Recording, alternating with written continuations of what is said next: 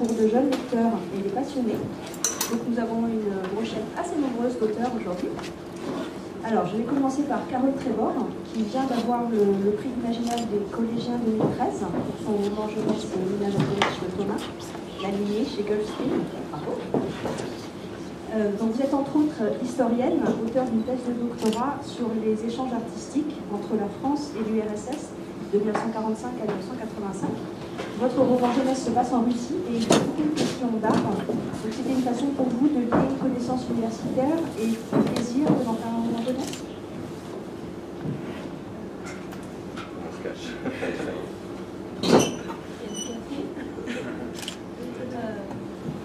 En fait, non, l'idée c'était plus que la thèse de doctorat a donné le contexte historique au livre jeunesse. En fait, je suis partie d'un contexte que je connaissais et dont j'avais envie de parler. Et après, j'ai eu envie de rajouter de la fiction et de l'imaginaire à ce que je connaissais d'un point de vue vraiment historique. Donc, voilà, c'était au moins le contexte historique était sûr d'être rigoureuse et d'être juste à peu près dans la mesure du possible. Et après, j'ai vraiment eu envie de rajouter le souffle de l'imaginaire et du fantastique aussi. L'univers. J'en ai pas terminé. Pour quel enfant est-ce que vous avez écrit ce texte en fait?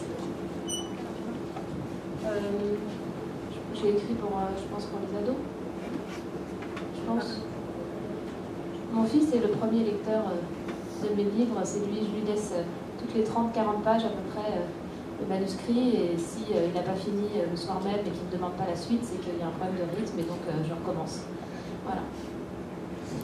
Le tome 3 de la série, donc Nina Coach, le combat, est paru le 2 mai. Est-ce que vous avez un autre projet d'écriture jeunesse pour l'instant, ou pas jeunesse, ou est-ce que vous allez de nouveau vous consacrer à vos autres métiers qui sont d'être aussi réalisatrice et journaliste audiovisuelle? Non, je continue à écrire. Oui, non, c'est une fois qu'on a commencé, on a envie de continuer. Après, je reprends un peu mon souffle avant de repartir au combat, on va dire. Non, mais je mature doucement, tranquillement, et j'écris pas forcément tout le temps un livre précis. Mais oui, j'ai des idées de repartir sur l'écriture. Oui, carrément. Très bien, merci. Je vais passer à votre voisin, Timothée Trambel. Donc, vous êtes écrivain et dramaturge. Vous avez écrit des romans jeunesse qui ont eu beaucoup de prix, donc Toby Loveless 2006-2007, énorme succès public et critique. Et Van Gogh, donc il a eu le prix des Mordus du Polar 2011. Alors moi, ça me touche particulièrement parce que je suis bibliothécaire de la ville de Paris. Est-ce que vous pouvez nous parler un petit peu de votre dernier roman, Victoria Rêve, et les problèmes de Victoria, la jeune héroïne, avec ses 3 chiennes? Alors oui, c'est un peu... C'est une synthèse en moins de 100 pages, ou en 100 pages, donc, alors que je suis plutôt à préférer du 2 volumes de 2 fois 350 ou 400. Mais c'est faire le point sur mon imaginaire. Et je crois qu'il y a une part d'autoportrait dans Victoria qui est claire, enfin, au moins autoportrait de moi au même âge, disons 13-14 ans, c'est-à-dire complètement baignant dans mon imaginaire, avec peut-être plus de relations, de difficultés avec le réel qu'avec les personnages de fiction. Et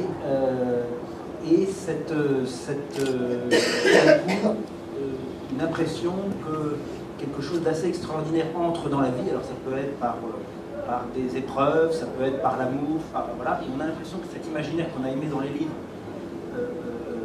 commence à suinter dans notre vie. Et en fait, c'est le contraire, c'est le réel qui apparaît. Et petit à petit, dans ce récit, enfin, ce petit roman, il y a cette présence du réel plus brillant et plus éclatant que l'imaginaire lui-même, qui pourtant la faisait vivre, la faisait tenir debout.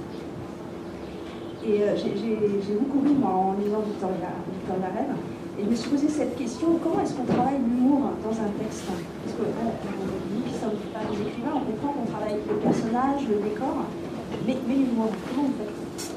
Ça, c'est, je pense, une sorte de politesse minimale, à mon avis, par rapport au lecteur. D'abord, de ne pas prendre trop au sérieux ce qu'on est en train de raconter. Et quand vous dites travailler, vraiment, si s'il y a un domaine dans lequel je travaille peu, c'est l'humour. Mais j'en ai la préoccupation quand même. Je me souviens avoir écrit un grand cahier rempli de notes autour de Django, qui est mon précédent roman. Donc, et il lui arrivait toutes ces 40 ans de vie dans la première moitié du XXe siècle, une histoire vraiment avec énormément d'épreuves et de zones d'ombre. Et ce garçon n'est épargné en rien. Et je me souviens à la fin, après 25 morts, avoir écrit à la fin de ces notes, qui étaient juste le projet d'écriture, d'avoir écrit. Et évidemment, tout ça doit être extrêmement drôle. Et c'était un gag d'écrire ça après l'assassinat de ses parents. Voilà. Mais c'était... Et en fait, c'est petit à petit, j'essaie de faire la rencontre avec le personnage. Je me souviens dans Rango, c'est premier chapitre, tout d'un coup, il y a le commissaire Boulard, il y a un bonhomme, vraiment, le commissaire qu'on a aimé chez Lupin ou quelques autres, qui arrive, qui fait ses réunions au sanglier qui fume, un café des Halles, qui traite ses hommes comme ses enfants. Et là, voilà, j'ai senti que lui, il allait m'aider. Lui, je pouvais compter sur lui. Et ensuite, c'est une contamination, je pense. À partir du moment où on décale un tout petit peu le regard, on peut trouver... Et pour moi, c'est dans la narration elle-même. Je n'ai pas besoin d'avoir des personnages haut en couleur. C'est dans la narration que j'essaye Et pour Victoria, quel plaisir de pouvoir parler. J'ai enseigné quelques années et de pouvoir me venger un tout petit peu sur mes élèves. Par exemple, à un moment, je compare un groupe de lycéens qu'on voit de l'autre côté. C'est vu du collège. Il y a un groupe de lycéens et ils ont leurs pantalons taille basse et leur bonnet. Victoria les voit comme les 7 nains partant à la mine au moment où ça sonne. Et là, j'avoue que là, c'est pure jouissance d'ex-prof. Et voilà, de toute façon, la vie, on n'a pas besoin de beaucoup forcer le trait pour rigoler. Est-ce que vous avez écrit ce texte en particulier pour un enfant? Peut-être pour moi, comme je l'ai dit, c'est-à-dire vraiment pour parler de ce... non, j'ai rarement en fait à part moi-même à 7 ans, à 15 ans, à 30 ans, à 40 ans aujourd'hui et à 70 ans bientôt, c'est vraiment j'écris les livres qui me manquent, les livres que je cherche, les livres que je voudrais trouver une veille de départ en voyage et finalement je reprends l'éternelle éducation sentimentale parce que je me dis voilà, ça va me nourrir même si je connais et voilà, j'écris vraiment les livres qui me manquent à moi. Merci. Je vais passer à François Place, puisque vous avez illustré plusieurs textes de Timothée Travers. Donc sur Victoria Rêve notamment, donc les illustrations à la Sondelier. Donc vous êtes illustrateur et écrivain. Votre roman Les Derniers Géants, écrit et illustré par vos soins, paru en 92, a reçu de nombreux prix. Votre dernier texte que vous avez aussi illustré, donc Le Secret d'Orbaé, est paru en 2011. Est-ce que vous pouvez nous en parler un petit peu du Secret d'Orbaé? C'était un récit de voyage qui mon idée pour Le Secret d'Orbaé était de faire un livre en 2 parties, partie masculine, partie féminine, 2 voyages, un voyage par la terre, un voyage par la mer, la route des épices, la route de la soie, et donc de partir un petit peu sur les traces de ces voyages d'autrefois quand on était aimanté par des désirs, je sais pas, justement d'aller chercher les épices ou d'aller chercher cette soie merveilleuse. Donc de retrouver un peu cet imaginaire-là qui me nourrit depuis pas mal d'années, parce que j'adore les histoires de voyage, les récits de voyage. Et donc de faire que ces deux voix singulières, parce que c'est écrit à la première personne du singulier, évoquent chacune à la fois leur voyage et cette histoire d'amour qui les lie l'un et l'autre.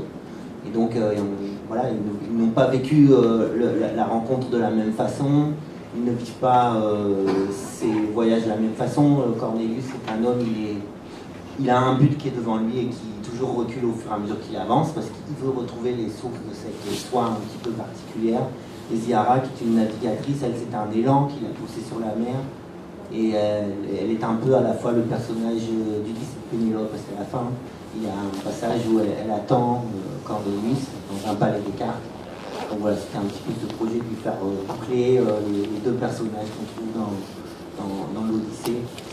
Et voilà. Et en gros, après, j'ai fait ces deux romans avec 18 illustrations qui sont un peu la voix off, puisqu'on a deux voix qui sont la première personne du singulier, on a une troisième voix qui serait le il, quoi, ou le elle, et donc qui est prise en charge par les illustrations. Ils sont comme un voyage à part, en fait. Voilà. Moi j'ai lu aussi Les Derniers Géants et j'ai trouvé ça formidable parce qu'en 78 pages, je trouve que vous nous embarquez dans une aventure avec un immense A et j'ai eu l'impression de me replonger dans Jules Verne. Je me suis demandé si c'était un peu une influence ou des plus jeunes, une lecture plus jeune ou pas. Oui, ça fait partie des lectures que j'ai eues quand j'étais enfant ou adolescent. Bon, Jules Verne, c'est quand même notre, comment dire, pour ce qui est des voyages et de la science-fiction, etc., c'est un grand ancêtre. Mais aussi, il a été beaucoup illustré par des très très bons graveurs de l'époque. Et donc, aussi pour les gens qui sont illustrateurs, on trouve beaucoup de sources dans les illustrateurs de Jules Verne.